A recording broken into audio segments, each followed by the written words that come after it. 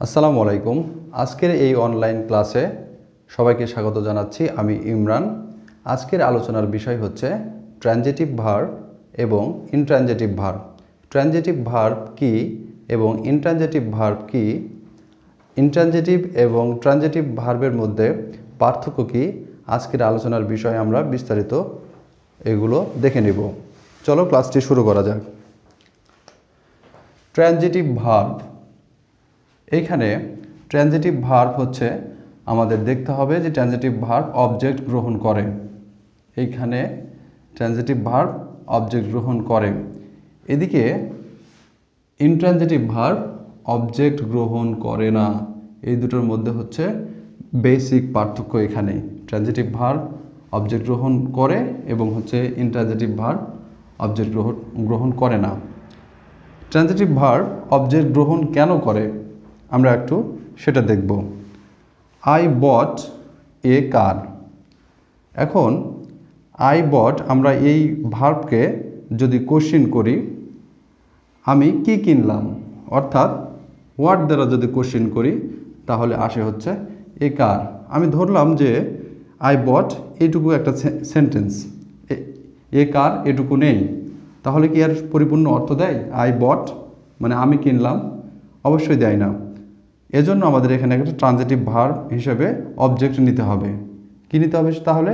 এ কার বা অন্য কোনো একটা অবজেক্ট নিলেও, সঙ্গতিপূর্ণ অবজেক্ট নিলেও বাক্যের অর্থ পরিপূর্ণ দেয়। অর্থাৎ ট্রানজিটিভ ভার্ব অবজেক্ট গ্রহণ করে বাক্যের পরিপূর্ণ অর্থ প্রকাশ করতে।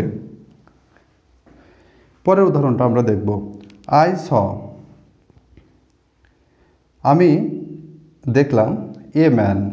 তাহলে আমরা এই ভার্বটা যদি কোশ্চেন করি, আমি কাকে দেখলাম, অর্থাৎ যদি আমরা ওম দ্বারা প্রশ্ন করি তাহলে আমরা কি উত্তর পাই? এ ম্যান, অর্থাৎ আমি কাকে দেখলাম?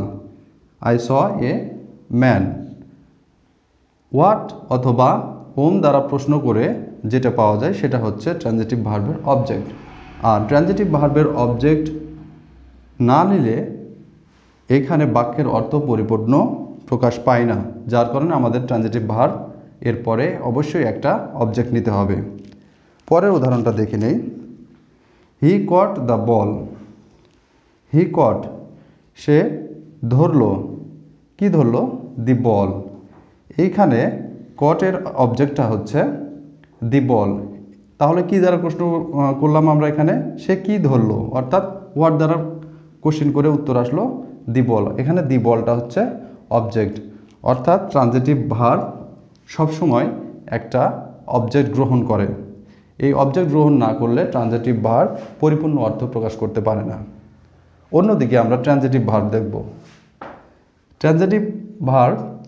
ইনট্রানজিটিভ ভার্ব কখনোই অবজেক্ট গ্রহণ করে না। অবজেক্ট গ্রহণ করা ছাড়াই পরিপূর্ণ অর্থ প্রকাশ করে। যেমন আই গো হোম।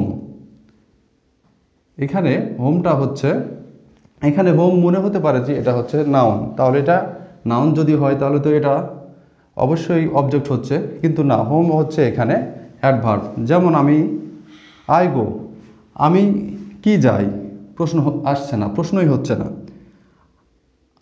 এখানে যে ওম দ্বারা যদি কোশ্চেন করি তাহলে কি হয়? আমি কাকে যাই, প্রশ্ন হচ্ছে না এখানে।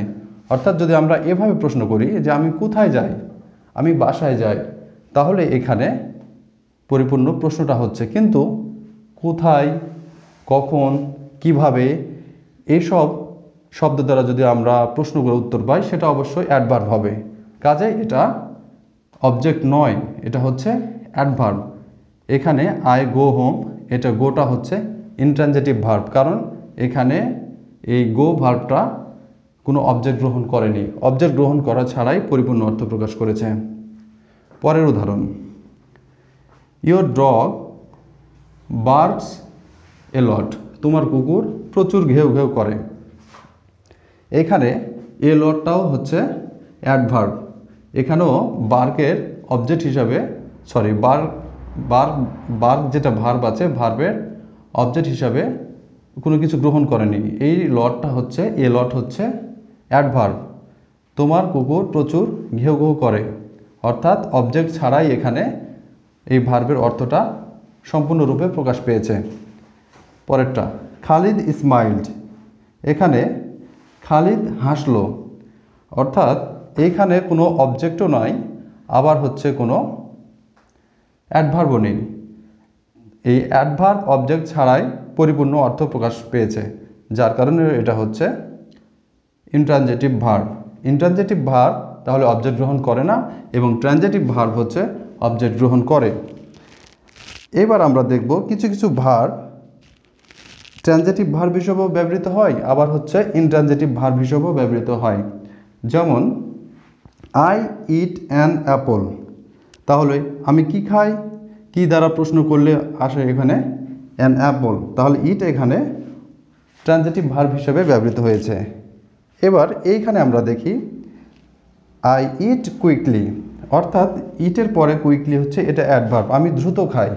এখানে অ্যাডভার্ব ব্যবহার করেও হচ্ছে পরিপূর্ণ অর্থ প্রকাশ পাচ্ছে, এখানে আমরা কোনো অবজেক্ট দেখছি না, কাজেই এখানে ইট ইন্ট্রানজেটিভ হিসাবে ব্যবহৃত হয়েছে, ইন্ট্রানজেটিভ ভার্ব হিসাবে, এবং এইখানে ট্রানজেটিভ ভার্ব হিসাবে ব্যবহৃত হয়েছে। অর্থাৎ একই ভার্ব, কিছু কিছু একই ভার্ব রয়েছে যে ভার্বগুলো ট্রানজেটিভ ভার্ব এবং ইন্ট্রানজেটিভ ভার্ব হিসেবে ব্যবহৃত হয়ে থাকে।